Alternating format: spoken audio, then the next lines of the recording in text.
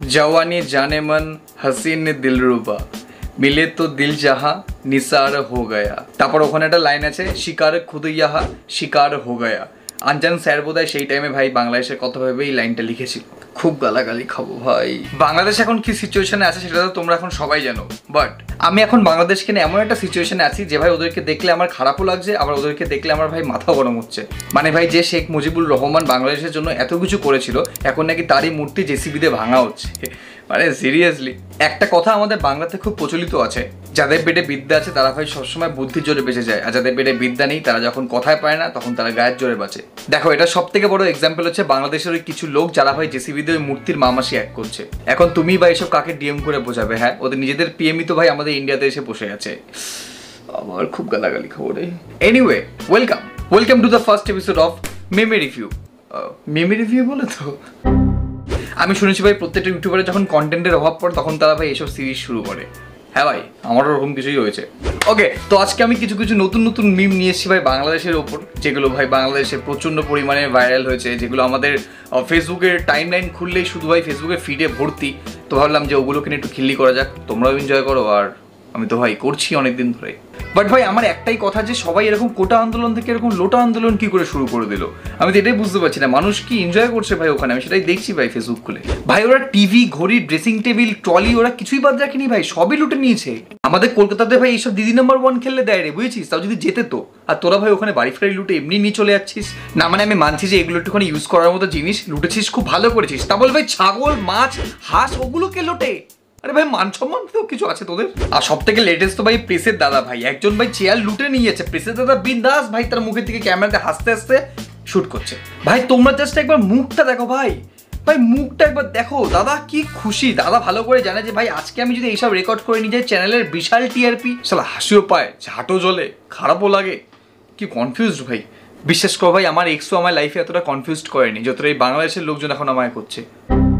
আর আমাদের এই ভাইকে দেখো, শালা আর্জেন্টিনার জার্সি পরে লুটতে বেরিয়ে গেছে ভাই। প্রাউড ভাই, প্রাউড।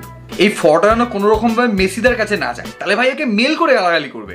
না মানে আমি মানলাম যে তোর লাইফে একটা গিটার শেখার ইচ্ছা ছিল, গিটার কিনতে পারছিলিস না, গিটার লুটেছিস, ভালো করেছিস। তারপরে এরকম কফি মগ কে লোটে ভাই, আর এরকম প্রাউডলি কে ফটো তোলে? বিশ্বাস করো ভাই তোমরা এখন অব্দি যা যা দেখেছো এগুলো খুবই নর্মাল ভাই। ব্রা ভাই, এরা পিএমএ ব্রা অব্দি ছাড়েনি ভাই, আর এরা পিএমএ ব্রা নিয়ে এমন প্রাউডলি নাচাচ্ছে যেন বাংলাদেশ টি20 ওয়ার্ল্ড কাপ জিতেছে। ভাই আমাদের হার্দিক পান্ডিয়া, রোহিত শর্মা এরকম ভাবে এবছর টি20 ওয়ার্ল্ড কাপ জেতার পরে ট্রফিটা নাচেনি, যাবে আমাদের ভাইটা পিএমএ ব্রা নিয়ে নাচছে। ভাই একটু তো মান সম্মান বাঁচিয়ে রাখ ভাই। ভাই চেয়ার নিয়ে যাচ্ছে ভাই, ফের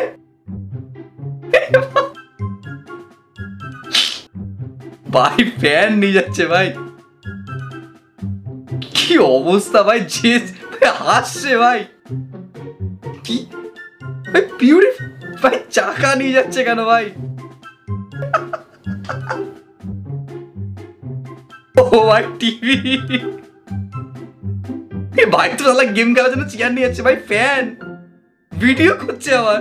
আয় ভগবান, আরে এসি খুলে নিয়ে নিয়েছে নাকি আর্জেন্টিনা ভাই। ভাই ওরা খুশি কি ভাই, ভাই রামপাট লুটছে ভাই, ওপেন ডাকাতি ভাই এরকম ভাই। ভাই ডাকাত ফাকাতরা রাত্রেবেলা ভাই এরকম ভাবে ডাকাতি করে, এরা ভাই তো বিন্দাস। ভাই কোথায় আছি ভাই, কি দেখছি আমি। আর ভাই আমি এই বাংলাদেশের গণভবনকে নিয়ে যা পোস্ট আমি দেখেছি এতক্ষণে ফেসবুকে, আর জাস্ট কিছু বলার নেই ভাই। গণভবনের তো ভাই প্রায় এতক্ষণে সবকিছু চুরি হয়ে গেছে, এরা ভাই গণভবনের বোর্ড অব্দি ছাড়েনি ভাই। কিছু লোক তো ভাই আবার ফেসবুকে পোস্ট করেছে গণভবন কিনে, গণভবন থেকে উদ্ধার করা হয়েছে ভাই। বিশ্বাস করেন, আল্লাহর কসম বলতেছি, মিথ্যা বললে আমি মুসলিমের বাচ্চা ভাই। হোয়াট দ্য ফাক ভাই, এটা কি? মানে এখন বিষয়টা মানুষে এখন এই জিনিসটাকে নিয়ে পুরো খিল্লি করছে ভাই, এটা পুরো দেখেই বোঝা যাচ্ছে ভাই এইসব জিনিস গণভবনে কবে থেকে থাকে ভাই। আর এগুলো কি ভাই, মানে যে যা পারছে অ্যাড করে দিচ্ছে ভাই, এখন কোনো ব্যাপার না, আরও কি আসবে তোমরা দেখতে থাকো জাস্ট। বাট আমি একটা জিনিস খুব নোটিস করলাম, বা এরকম টাইপের কোনো পোস্ট আমার ফেসবুকে আসলো না যে গণভবন থেকে কেউ কোনো বই চুরি করেছে। হয়তো ভয় করেনি যদি চেতনা ফিরে আসে। বাংলাদেশে ভাই কত ভালো ভালো একটা র্যাপার, সিঙ্গার, ক্রিকেটার আছে ভাই, এদের কথা কি এরা একবারও ভাবছে? আমার তো মনে হয় না এদের কথা এরা কেউ ভাবছে ভাই। বিশ্বাস করে আমি নিজে ইন্ডিয়ান, বাট লাস্ট 1-2 মাস ধরে আমার ফেসবুক বাংলাদেশি। আমার ভাই পুরো ফেসবুকের ফিড জুড়ে লোক বাংলাদেশকে গালাগালি করছে। আর ভেরি অনেস্ট, কেউ খারাপভাবে নিও না, এটা সত্যি যা করছে এগুলো গালাগালি খাওয়ার মতোই। ভাই ওখানকার লোকজন পিএম এর ব্রা নিয়ে বাওয়াল দিচ্ছে ভাই। তুমি জাস্ট ভাবো, তুমি আজকে ঘরে বসে আছো, বাট কালকে সকালবেলা ঘুম থেকে উঠে তুমি মোদির জাঙ্গিয়া নিয়ে ভাই উড়াচ্ছ, ভাবতে পারছো কি অবস্থা ভাই? ভাই আমি তো কখনো ভাবিনি ভাই এরকম কিছু দেখতে পারবো জীবনে।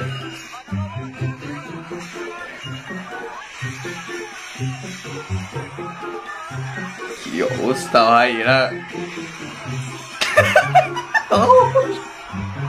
ও ভগবান, ও ভগবান, আবার পাশ থেকে ভাই এরা আবার মানে সব ভিডিও করছে। আমি ভাবছি যে আমি সিরিয়াসলি আমি কখনো ভাবিনি যে আমি এরকম কখনো কোনো দৃশ্য আমি দেখতে পারবো। সত্যি কথা বলতে আমার বাংলাদেশের প্রতি কোনো কিছুই নেই আপাতত, বাট আমি একটা কথাই বলতে চাই যে বাংলাদেশে আমার নিজের অনেক বন্ধু বান্ধব আছে, দাদারা আছে, তারা আর্টিস্ট, তারা ভালো কাজ করতো, কিন্তু ব্যাপারটা হচ্ছে যে এদের মতো কিছু মানুষদের জন্য তাদের যে আজকে জায়গাটা কোথায় যাচ্ছে এবং ওইখানে যে এত ভালো ভালো কাজ করছিল মানুষ, সেগুলো যে কি হবে এগুলো যদি তারা একটু ভাবতো তাহলে হয়তো এতটা বাওয়াল সেটা হতো না। আর আমি জানি না স্পাইডারম্যান কেন আজকাল এরকম সব জায়গাতেই দেখা যাচ্ছে। এটা কি ভাই, এটা কি ভাই? ও ভগবান, ও ভগবান, আমি আর আমার জাস্ট কিছু বলার নেই। আমায় ক্ষমা করো, আমার ভুল হয়ে গেছে, এই ভিডিওটাও বানানো আমার ভুল হয়ে গেছে। এবার মনে হচ্ছে আমার ফেসবুকটা ডিঅ্যাক্টিভেট করে দেওয়া উচিত, মানে সিরিয়াসলি আর কিছুই বলার নেই। আর একটা লেটেস্ট খবর কি জানো, বিরাট কোহলি ভাই, ভাই এরা ফার্স্ট কপি বিরাট কোহলিকে বের করে দিচ্ছে ভাই।